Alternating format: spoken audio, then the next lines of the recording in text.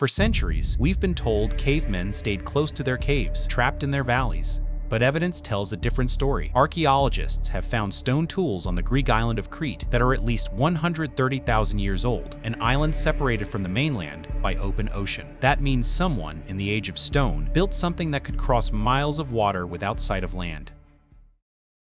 The sky was not yet fully awake. A pale gold light stretched across the horizon, bleeding into the deep blue of night. The tide whispered against the shore, each wave retreating as if pulling the world back into darkness. But the world was about to change, though not in a way the history books tell you. On that shore stood a man, bare feet sunk into the damp sand, his hair tangled with salt, his skin marked by years of sun and survival. Behind him, a small group, women, men, children, all wrapped in furs and woven reeds, their faces painted not for war, but for something older, a farewell. They were not primitive. They were dreamers, and dreamers are dangerous to the way the world is. Before him rested a vessel unlike anything his people had ever seen. Not the fragile rafts that broke apart after a few days of fishing. This one was deliberate. Logs, shaped and bound with twisted plant fibers, sealed with a layer of sticky resin that glistened in the dawn light. A woven sail, catching the breeze, pulled gently like a living thing eager to leave. He placed his hand on it, feeling the hum of possibility. For centuries, we've been told cavemen stayed close to their caves, trapped in their valleys.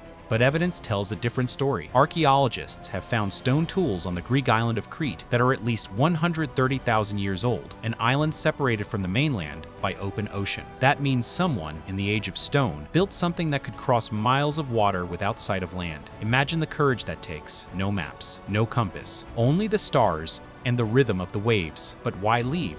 Maybe it was hunger, maybe it was curiosity, or maybe it was the same reason we go to the moon, because the horizon calls, and some of us are wired to answer. He looked back at his people one last time. No words, just a glance that said everything.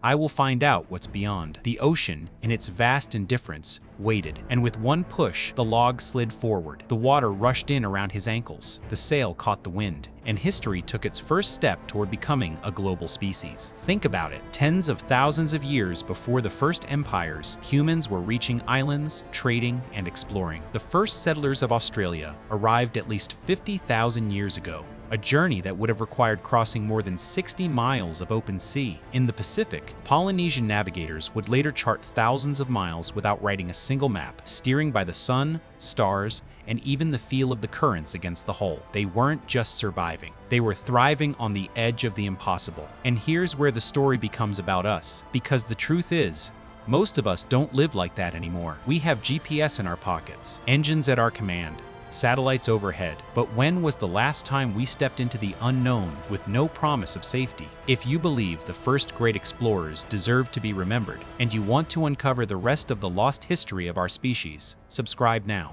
Because the more we look back, the more we realize we've been greater than we're told. The sea didn't care if they were ready. It only cared if they were willing, and they were. Days passed. The shore was gone, swallowed by the curve of the earth. The sun blazed by day, the stars by night, and with every mile, the line between bravery and madness blurred. The crew, if you could call them that, huddled together on the raft. They fished, collected rainwater, and told stories of what might lie ahead. Some feared monsters in the deep, others dreamed of floating islands. The leader said nothing. He kept his eyes on the horizon, reading the sky like a language. Today, we know their roots. We see the archaeological proof. Obsidian from one island found on another, hundreds of miles away. Tools carved from stone types not native to where they were found. Ancient burial sites on islands so far from mainland coasts they could only have been reached by boat. In 2011, scientists recreated one of these Stone Age voyages, building a vessel using only the tools and materials available tens of thousands of years ago.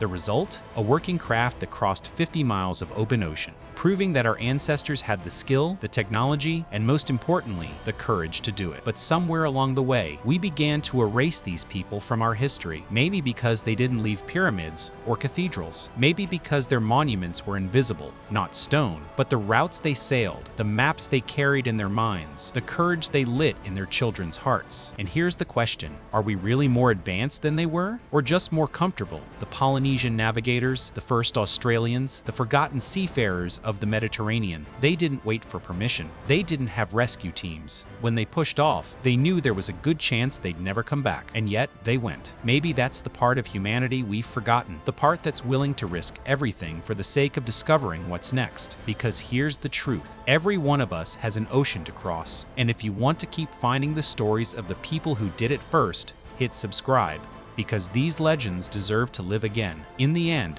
the caveman on that shore was not just the first sailor. He was the first proof that the impossible is only impossible until someone dares to leave the land behind. The sail caught the wind, the horizon opened, and the age of exploration had begun.